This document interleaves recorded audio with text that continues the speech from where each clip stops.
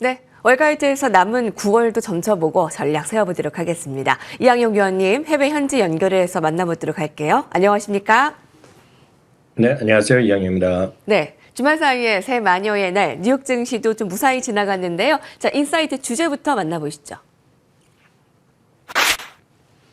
9월 하순에도 미국장 상승세가 이어질 수 있을까? 네, 주말에도 뉴욕 증시 3대 지수가 이틀 연속 사상 최고가에 동참했습니다. 금리 인하 사이클을 재개한 가운데 투자 심리를 저해할 만한 요소들이 없었는데 이번 주는 어떨까요? 네, 맞습니다. 지난 주말에도 트럼프 대통령과 시진핑 주석의 전화회담에 또 긍정적 평가가 있었고요. 연준이 금리 인하가 지난주 시작했고 추가 두 차례에 대한 기대감이 여전히 시장에 긍정적입니다. 그러면서 3대 지수가 이틀 연속 사상 최고가 모두 한꺼번에 동참하는 정말 놀라운 일이 지금 벌어지면서요. 정말 9월은 어렵다. 특히 9월 하순에 어렵다라는 그런 주장은 정 무색해지는 그런 분위기가 되겠습니다. 결국 S&P 500은 금년 27번째 사상 최고가를 기록했고요. 나스닥은 무려 28번째나 사상 최고가를 기록했습니다. 지난 한 주를 좀 찾아보면은요. 섹터로 보면 기술주라든가 커뮤니케이션, 이미소비재들의 강세가 지속했고요. 각 섹터에서 대표 주식 역시 인텔에서 기술주에서는 인텔이요. 그리고 커뮤니케이션 서비스에서는 많은 분들이 이미 예견하다시피 알파벳이고 이미소비재에서는 역시 테슬라가 7% 가까이 주간 단위 올라가면서 상당한 기염을 토했고요. 나스닥 100의 주간 히트맵을 보더라도요. 테슬라라든가 구글, 메타 대부분의 주식들이 많이 올랐고요. 브로드컴 정도만이 지난 한 주간에 좀 쉬어가는 모습을 보여줬습니다. 특히 테슬라의 상승세가 무섭게 올라가는 모습이었고요. 알파벳은 말씀드렸다시피 8월 중순 이후 제가 봤을 때는 거의 최고의 주식이 아닌가 싶습니다. 누구나 다 쓰는 유튜버 포함해서 크롬 관련된 여러 가지 반독점 이슈가 각국에서 지금 해결되는 문제죠. 그런 것들이 결국 시장을 끌고 가고 있다라고 보셔야 되겠습니다. 그러다 보니 그 매그7을 중심으로 7개 주식으로 구성되는 MAGS, 맥스 ETF는요, 저희가 처음 올 봄만 하더라도 이게 3, 40달러 수준이었는데 지금 거의 더블이 났습니다. 65달러 수준까지 올라가면서요. 정말 얼마까지 올라갈지 모르겠습니다. 전통적으로 9월 하순은 많은 분들이 이미 들으셨겠지만 주식시장이 가장 안 좋았던 15일인 건 분명합니다. 그렇지만 이번에는 조금 벗어날 수도 있지 않을까라는 기대감이 스물스물 나오고 있는데요. 늘 말씀드리지만 주가를 설명하는 것은 기본적으로 보면 두 가지입니다. 첫 번째는 실적 그리고 결국 금리인데요. 두 가지 모두 시장이 긍정적입니다. 특히 10년물 금리를 보면 지난 주말에 약간 이틀 동안 올라가긴 했지만 기준금리 인하가 한 번 나왔고요. 연말까지 두 번 하면 전체적으로 추세적인 하락에 대한 기대감이 있습니다. 금리가 내려간다는 것은 쉽게 해서 멀티플이 올라간다는 얘기입니다. 쉽게 해서 몇 배 되는 숫자들이 더 올라갈 수 있다는 얘기죠. 그래서 이익이 증가 없더라도 주가가 올라가는 요인이 결국 금리의 변수입니다. 사실 금리보다 더 중요한 건 주당 이익과 S&P 500 이런 흐름이 되겠는데요. 주당 이익은요. 골드만삭스 약간 보수로 보는 쪽인데도 지금 내년 말까지 해서 290달러 정도 보고 있겠고요. 전반적으로 팩트셋 기준으로 보면 내년 연말까지는 보면 300달러 훌쩍 넘습니다. 내년 6월까지 전망 자체가 지금 290달러 넘는 게 평균이기 때문에요. 골드만삭스까지 보수로 보는 것들도 보면 이익이 꾸준히 올라가고 있다는 것을 보셔야 되겠습니다. 결국 이 두 가지가 가장 중요하게 역시 주시장을 긍정적 시각을 꾸준히 갖고 갈 이유가 충분하다라고 보고 있겠고요. 이런 시장에서 자꾸 종목 선택이나 타이밍에 대한 지나친 고민보다는요. 미국 증시 자체에 대한 비중 확대가 여전히 필요한 시기다 이렇게 말씀드립니다. 많은 분들이 미국 주식 많이 한다 그러더라도 훨씬 우리나라는 여전히 훨씬 많은 분들이 국내 자산이 많이 있습니다. 그래서 달러 표시 자산은 여전히 확대해야 된다는 걸 저는 기본적인 시각을 갖고 있습니다. 대표적인 것은 역시 벤치마크 지수가 되겠는데요. S&P 500을 투자하는 것 중에서 가장 수수료도 저렴하고 상대적으로 운용 보수가 적은 것이 SPLG입니다. 78달러 수준에 가 있고요.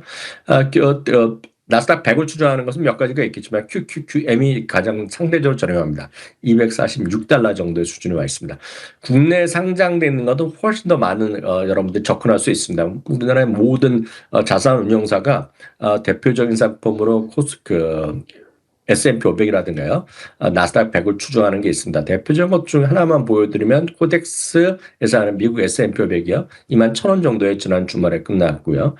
나스닥 100을 추종하는 건 22,000원 정도에 끝났는데 대부분 현재 이 정도 가격 수준입니다. 큰 차이는 안 나기 때문에 여러분들 선호도에 맞고 조금이라도 운영부 수저로 싼 쪽에 여러분들 하시면 되겠습니다. 중요한 거는 다 따져도 중요한 것이 아니라 기본적으로 여러분 지금 미국 주식 특히 벤치마크 지수를 갖고 있느냐 없느냐 지금보다 더 늘리냐 안 늘리냐 그것이 차이가 날 뿐이겠고요. 너무 타이밍에 대한 민감한 거는 한국 주식할 때 고민하시고 미국 주식할 때는 뭐 고민 자체가 의미가 없다 이렇게 말씀드립니다. 네. 그래프를 보셨지만 9월 하순에는 통계적으로 좋지 못합니다. 올해는 좀 어떻게 다를 수 있을까 한번 점쳐봤고요. 종목 선택에 고민 많으실 텐데 뉴욕 증시는 종목 선택보다 좀 내려갈 때마다 비중 확대 가지고 있는 게 더 중요한 거다라면서 좀 여러분들 뉴욕 증시 투자하시는데 도움을 주고 있습니다. 자, 그럼 이제 주말 사이에 월스트리트에서는 어떤 헤드라인 뉴스들이 있었는지 첫 번째 살펴보시죠. 애플 아이폰 17 얼마나 잘 팔리길래 아이폰 17이 공식 판매 들어가자 애플의 주가가 간만에 한 3% 넘게 올랐습니다. 한동안 좀 애플의 주가가 주춤했는데 좀 달라질 수 있을까요? 맞습니다. 최근에 보름 동안 주가가 꾸준히 좀 올라가고 있습니다. 지난 금요일에도 제법 올라갔는데 여러 군데에서 아이폰 17에 대한 수요가 생각보다 좋다는 얘기가 많이 나오고 있습니다. 사실 이게 애플에서 공식 발표한 것들이 아니기 때문에 어디까지 신뢰성이 있는지는 모르겠고 다만 각 소스를 갖고 인용을 해서 보도를 하고 있습니다. 앞선 코너에도 얘기가 나왔었는데요. 애플 같은 경우에 아이폰 17의 기본 모델의 생산량을 30% 증대를 요청했다고 합니다. 이게 뭐 좋을 수도 있고 나쁠 수도 있겠는데요. 일단 아이폰 17의 기본 모델이 미국 기준 $799인데요. 최소 30% 이상 지금 주문을 더 늘려달라고 얘기를 하고 있다는 얘기하고 있습니다. 왜냐하면 지난 주말에 아이폰 17 시리즈의 사전 주문량이 예상을 상회했기 때문입니다. 사실 제가 지난 주말에 사실 오픈한 날도 제가 그 애플 스토어로 갔었는데요. 전 솔직히 예전만큼의 사람이 있진 않다고. 물론 사람들은 바글바글 했지만 예전에는 입장하기 위해선 미리 예약을 하거나 아니면 줄을 많이 섰는데 그 정도는 아니었다고 받고 물론 뭐 물건 예쁘죠. 그렇지만 전체적으로 제 생각과는 달리 상당히 지금 수치를 보면 좋게 나왔다고 얘기하고 있습니다. 평균 배송 소요 기간 이런 숫자를 얘기하는 사람들이 있는데요. 아이폰 17입니다. 평균이 19일이 지금 소요된다고 하고 있는데요. 작년에는 같은 시기에 평균 10일. 그러니까 지금은 2배 정도 걸린다는 얘기고요. 모델을 보면 아이폰 17의 프로라든가 프로 맥스가 사전 주문 사흘 만에 이미 전작보다 긴 배송 소요 기간이 걸렸다고 합니다. 프로 모델은 작년에 14일 걸렸는데 지금 18일까지 걸리고요. 프로 맥스도 23일에서 25일로 늘어났다고 합니다. 다만 소비자의 선호 변화가 있다고 얘기하고 있는데요. 많은 사람들이 아이폰 17의 프로 모델, 그러니까 $1,099에 대한 것들이 많이 있을 거라고 얘기했는데 올해는 그보다는 기본 모델이죠. 기본 프로가 없는 그것들에 대한 수요가 더 높았다는 그런 또 다소는 다른 주장도 있습니다. 이것은 소비자들이 가격 대비 성능을 중시하는 경향이 있었다. 쉽게 해서 가성비 좋은 걸 찾는다는 얘기를 하는 거가 되겠는데요. 그래서 실제로 보면 구매 욕구가 뭐 디스플레이도 좋아졌고 프로모션도 있게 좋아졌다고 얘기하고 있습니다. 여하튼요. 기본적으로 뭐 전체적으로 판매 수량이 늘어나는 건 좋겠지만 애플의 이번 생산량 증대 요청이 기본 모델이라는 거죠. 기본 모델이라는 건 매출 성장에는 긍정적이지만 고가에도 매 모델은 많이 판매해야지 마진이 좋아질 텐데 그거에 대해서 약간 좀 반대 의견도 있기 때문에 이 부분에 대해서 다양한 의견이 있다라고 우지하게 됐습니다. 이게 왜냐하면 작년까지만 하더라도요. 소위 베이스 모델보다 그러니까 쉽게 해서 기본 모델은 프로급이 더 많이 수요가 있었는데 올해는 잠깐 프로 모델의 수요가 줄어든다는 그런 주장도 있기 때문에 여전히 다양한 소식이 있기 때문에 계속해서 관심 갖고 보셔야 될 것 같습니다. 네. 그 해외 현지 분위기도 좀 생생하게 전해주셨는데요. 그 애플 매장이 뭐 예전처럼 뭐 북새통을 막 크게 줄을 서거나 그러지는 않지만 지금 일단 애플 측에서는 최소 30% 생산 증가 요청을 받아들이고 있다라고 하니까 조금 더 분위기 살펴볼 필요가 있어 보이네요. 자, 다음 헤드라인 살펴보시죠. 아메리칸 익스프레스 연회비 인상 효과. 플래티넘 신용카드 연회비가 무려 30%나 올랐다라고 합니다. 주가까지도 같이 좀 점쳐 주실까요?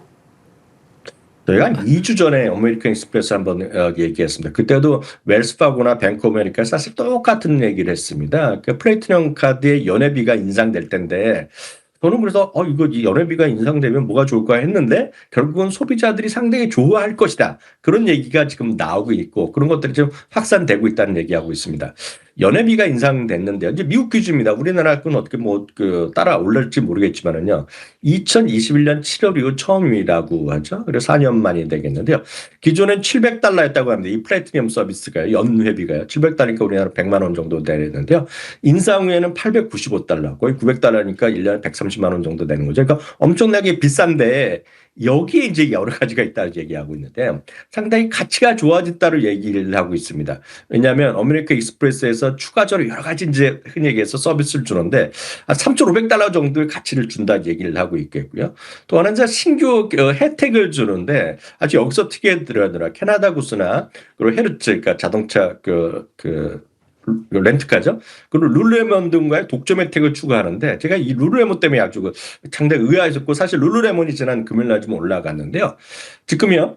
분기당 $75 정도씩까지 기프트 카드를 준다 합니다. 그래서 연간 $350까지 아메리칸 익스프레스 플래티넘 카드한테 룰루레몬에 기프트 카드를 준다는 겁니다. 그러니까 기본적으로 $350 바로 캐시백 해주는 거 마찬가지거든요. 어떤 그런 걸 등등이 많은 사람들이 선호한다. 뭐 그런 얘기를 하는 것 같습니다. 그리고 공항 라운지 이용이라든가요. 어맥스 트래블을 통해서 여러 가지 레이트 체크 보장 등등 하고 있는데 모르겠습니다. 저는 뭐 이걸 쓰는 소비자가 아니라서 모르겠지만 이 부분에 대해서 즉 원리가에서는 상당히 기뻐하고 있고 오히려 그 소비자들도 좋아하고 있다. 그리고 계속 얘기하지만 전체적인 카드에 신용카드에 소위 뭐라고 합니까? 우리가 연체율은 늘어나고 있지만 소위 고소득층의 소비가 계속 꾸준히 늘어나고 있는데 여튼 아메리칸 익스프레스의 요즘 주가 흐름은 모든 카드 회사 중에서 가장 압도적으로 올라가면서 사상 최고를 가고 있다라고 보셔야 되겠고요. 여튼 최근 들어서 JP모건 체이스에서도 체이스 사파이어 리저브 카드가 연회비를 $800로 올려놨는데 여전히 미국은 하여튼 특이한 나라입니다. 비싼 거를 계속 올리면서 오히려 주가도 올라가는 특이한 모습을 보이고 있고 그에 대해서 월가는 긍정적으로 평가를 하고 있다라고 이해하시면 되겠습니다. 네. 기술주 외에도 이렇게 사상 최고가 흐름을 나타내고 있는 종목들이 많습니다. 그 가운데 아메리칸 익스프레스는 카드사 가운데 가장 독보적인 주가 우위를 나타내고 있습니다. 함께 살펴봤고요. 마지막 헤드라인 화면으로 만나보시죠.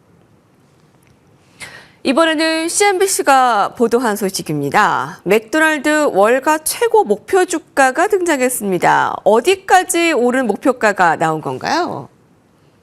네, 미리 말씀드리면 주가는 자체가 재미없습니다. 지금요. 주가는 $300 초반까지 내려와 있고 크게 관심이 없습니다. 최근 들어서요. 그렇지만 시티나 비롯해서 한 두 군데 정도가 최근 들어서 목표 주가를 오히려 올리고 있겠고요. 오히려 이런 것들에 좀 주목해야 된다는 시각이 있어서 다시 한번 오늘 소개해 드리겠는데요. 시티는요. 매수를 유지하면서 오히려 주가는 떨어지는데 목표 주가를 지금 $8 정도 올려서요. $381 올려놨고요. $381는 월가의 최고 목표치가 되겠습니다. 장기적으로 음료라든가 매장의 리모델링이라든가 점포의 성장의 가속화 등 새로운 성장 동력에 주목을 하고 있다는 것이 되겠고요. 다른 어떤 소위 프랜차이즈나 이런 패스트푸드보다는 상대적으로 오히려 가격이라든가 품질에 집중하는 맥도날드 전략이 소비자들한테 좀 관심을 여전히 받고 있다는 얘기를 하고 있습니다. 그렇기 때문에 기본적으로 타사 대비 높은 브랜드 파워 이런 것들이 오히려 경쟁사 대비 점유율을 뺏어가는 그런 것들이 오히려 주가를 상승이라고 보셔야 되겠고요. 8월 이후 월가의 투자 의견을 보면 주가는 재미없다고 보면 최근 전에 말씀드렸는데요. 최고 10곳 시장이나 목표 주가를 상회한 추세이기 때문에 오히려 주가 너무 올라간 것에 대한 부담 갖는 분들이라면 맥도날드나 이런 것들도 한번 관심 갖고 스터디해 보시면 좋을 것 같아서 오늘 설명해 드렸습니다. 네. 맥도날드는 뭐 최근에 주가가 아주 좋지는 않습니다. 그런데 이제 이런 내용도 있다. 같이 좀 스터디하시면서 좀 참고해 보시면 좋을 것 같습니다. 이항영 위원님과 함께 했습니다. 감사합니다. 감사합니다.